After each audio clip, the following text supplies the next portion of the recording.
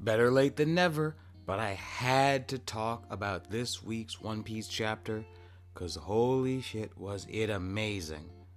So, thank you Oda for such a wonderful birthday present. This is Small as a Black Knight anime and manga, and today we will be discussing One Piece Chapter 1016. And without further ado, let's get down to the review. Alright, now first off, I called it. Now, I wasn't the only one who called it, but I definitely did call it. It's Otama making the transmission through the, at least Mary system, well, not through the Marys as if, because at least last week when I predicted it, I predicted that Momo would take the Frog Mary, which we did still see, but I predicted that it would be the Frog Mary handed over to Tama, who would then talk to everyone else. Instead, the Frog definitely did play a part in at least showing Bao Wang that there was more to report, aka Momo falling off the edge with her presuming that he was deceased. And that prompted her to try and, stick to one place and report that news, which left her open for Nami, Usopp, and Otama to come in. But, like I said, I wasn't the only one who called that the Mary system would play a part. Fellow YouTuber Tyron King Kuma called it probably around the same time I did, if not a tiny bit earlier. So props to you, man. You deserve it. And if you guys haven't checked him out, please do so immediately. He deserves all the help and love, and he's great. Fucking great. Now, in terms of the overall casualties, because we do get a little hint of that from CP0, there were 5,000 overall casualties, as in between both sides. Personally, I mostly forget. I didn't check the exact number of when they started out, but I believe that, the samurai were about 5,000, give or take.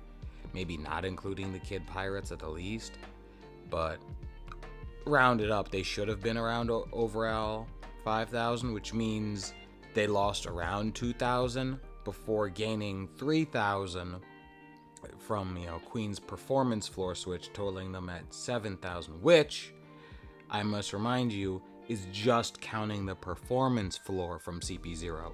In other words, first off, that definitely doesn't count the dormant victims of Tama's Devil Fruit that have yet to have been turned on, or at least they should be by the start of next chapter. But remember, we do have some that are already active, because some of them were activated and turned on Sasaki to at least help, or at least take away the others that were hindering Frankie versus Sasaki, back when Otama's crew was running past them, being chased by Page One and Ulti. So that was still a thing. And on that note, Ulti does mention that as well, that people have already been turned by Otama, because, like I said, she was chasing them at that point in time and witnessed it firsthand. Although she's a little bit misinformed on the whole Big Mom thing. I mean, not that you can blame her. She took a hit from the Mazer Cannon, which reminds me, the fuck did she do that? Now, obviously, based on the clothing damage, she didn't take a direct hit, but it was still devastating enough to leave, devastating damage, but not enough to take her out forever. It took her out for maybe a minute or two, but she woke up easily enough to slip away while Kid and Law had Big Mom's attention. So not enough to take her fully down. And it's not hindering, say, the strength of a Yonko, because in the end, the Topi Robo overall are still some of the top tier amongst a Yonko's crew. So at least amongst those, some of the top tier should be able to survive an indirect one hit from their commander's levels. But at the same time, they are not getting off easy, which she didn't. Not at all. She's still barely breathing. She's huffing and puffing. She's fast enough to dodge a lightning bolt, but not fast enough to dodge a homing lightning bolt. And we also have to remember that it is possible that the Mazer Cannon was just pure elemental. It probably didn't have hockey, because you can't really imbue hockey with elements. Or maybe you can with Conquerors. At the very least, that hasn't seemed to have been the case prior. And it's possible that at the very least you could maybe imbue hockey attacks with elements, but not vice versa. If the attack is pure element, you probably can't infuse hockey in it as if it was a solid being. solid, physical thing just piercing through, which, like I said, it wasn't a direct hit. It looked like it was back when it first hit a few chapters ago. I think it was 1013, but no, it hit more to the, I'd say, left abdominal. So still devastating nonetheless. But there's also the fact that Page One, who got taken out by a one hit from, Conqueror's Hockey thing, he wasn't at 100%, and while not confirmed, he could still be one of, if not the weakest amongst the Topi Robo. So there is that you have to take into account, because he's been taking hits since the start of the arc. Ulti has also been taking hits, but the hits she's been taking up until the Mazer Cannon weren't impeding her as much, except for, Yamato's Thunder Bagua, which still didn't take her down fully. And Yamato isn't at Kaido's level, as has been stated later on in the chapter. But let's stop focusing on Ulti. Let's focus more on her usurpers, Nami and Zeus, and their homing attack, which personally I think is brilliant. It takes apart one of the weaknesses of Nami, but it does take up some of the creativity.